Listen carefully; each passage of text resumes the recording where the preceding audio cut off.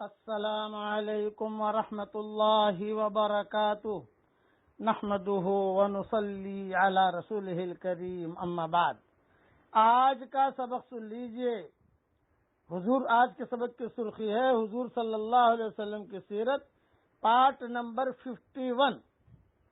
اب الگ الگ لوگ جو تھے وہ مسلمان ہوتے گئے، کسی کو خواب آیا، کسی کو پادری نے کہا، کسی کو جناتوں نے دعوت دی، کسی نے یہ حضور صلی اللہ علیہ وسلم نے دعوت دینا شروع کر دیا، لیکن ایک نظام اللہ کا چل رہا ہے۔ تو حضرت طلحہ رضی اللہ تعالیٰ عنہ فرماتے ہیں کہ میں بغرض تجارت بصرہ گیا ہوا تھا۔ ایک روز وہاں بازار میں اپنا خرید و فروخت کر رہا تھا اور اپنا کام کاج جیسے تجارت میں مشغول تھا۔ ایک بہت بڑا پادری اپنی صومعہ سے باہر نکلا اور اعلان کر رہا تھا، ارے بھئی اس بازار میں پوچھو کوئی ہے جو حرم کا رہنے والا ہو، مکہ کا رہنے والا ہو، تحقیق کرو۔ تو حضرت طلحہ کہتے ہیں کہ میں تو مکہ کا ہی تھا۔ تو میں نے سنی یہ آواز، پہلے تو گھبرایا کہ پتہ نہیں کہ پکڑ دھکڑ ہوگی، اس لیے کہ مکہ والے تو بہت غریب لوگ تھے، فقیر لوگ تھے، یہ لوگ سپر پاور تھے، یہ کوفہ یا بصرہ ہے یا دمشق ہے، یہ سب سپر پاور والے لوگ تھے۔ بار بار اس نے کہا بھی پوچھو کوئی ہے مکہ کا رہنے والا، کوئی ہے مکہ کا رہنے والا۔ تو پھر میں آیا اس کے پاس، حضرت طلحہ کہتے ہیں میں آیا اور کہا میں ہوں، میں حرم اور مکہ کا رہنے والا ہوں۔ راہب نے کہا کیا احمد صلی اللہ علیہ وسلم کا ظہور ہو گیا؟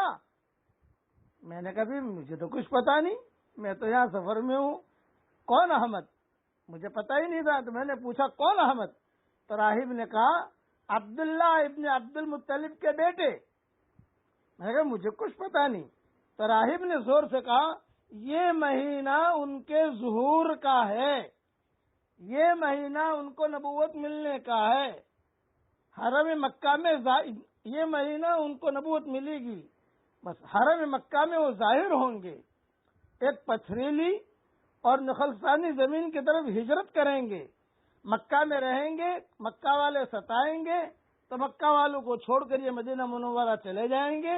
وَهُوَ آخِرُ الْأَنْبِيَاءِ وَهُوَ آخِرُ الْأَنْبِيَاء، بوڑھا پادری تھا، ان کی کتابوں میں یہ چیزیں لکھی ہوئی تھی، تو وہ ایک زور سے کہہ رہا تھا وَهُوَ آخِرُ الْأَنْبِيَاء وَهُوَ آخِرُ الْأَنْبِيَاء، اور وہی آخری نبی ہیں۔ دیکھو طلحہ، تمہیں ایک بات کہتا ہوں، تم پیچھے نہ رہنا، تم پیچھے نہ رہنا۔ یہ جملہ راہب نے حضرت طلحہ سے کہا، پیچھے نہ رہنا، جاتے ہی ہاتھ پکڑ لینا ان کا۔ چنانچہ حضرت طلحہ کہتے ہیں کہ میں مکہ مکرمہ آیا اور اس کی بات کا مجھ پر اثر تھا، جو اس نے مجھے یہ کہا کہ پیچھے نہ رہنا، اس کی گفتگو سے میرے دل پر خاص اثر ہوا۔ فوراً مکہ مکرمہ واپس آیا اور لوگوں سے دریافت کیا کیا بھی ہمارے شہر، ہمارے مکہ میں کوئی نئی بات پیش آئی ہے؟ لوگوں نے کہا ہاں ہاں بہت بڑی نئی بات پیش آئی ہے۔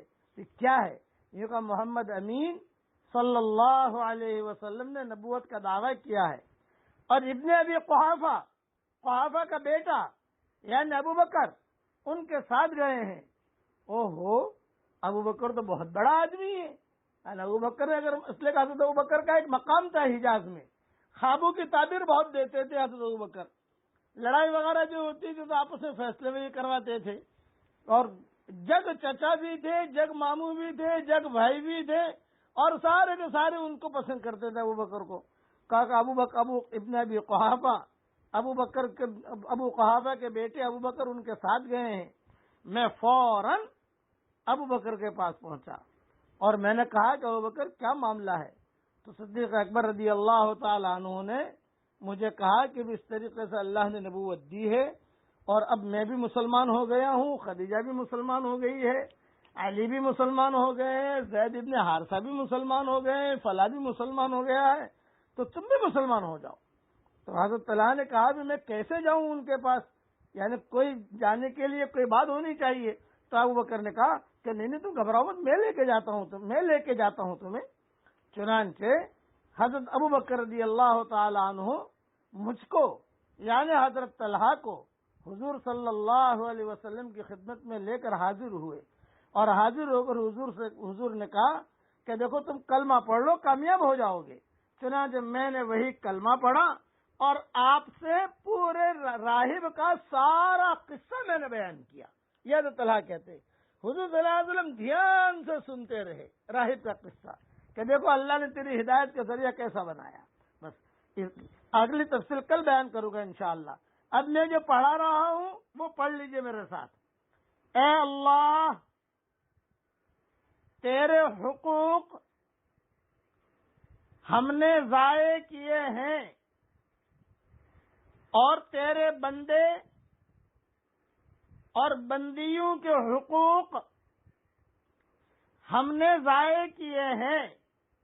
اے اللہ، اپنے حقوق تو معاف فرما دے، اور تیرے بندے اور بندیوں کے حقوق ادا کرنے کی ہمیں توفیق عطا فرما، اور اگر کمزوری یا سستی یا غفلت کی وجہ سے تیرے بندے اور بندیوں کے حقوق ہم ادا نہ کر سکے تو ہماری طرف سے ادا فرما دے اور ہمیں ان حقوق سے بری فرما دے۔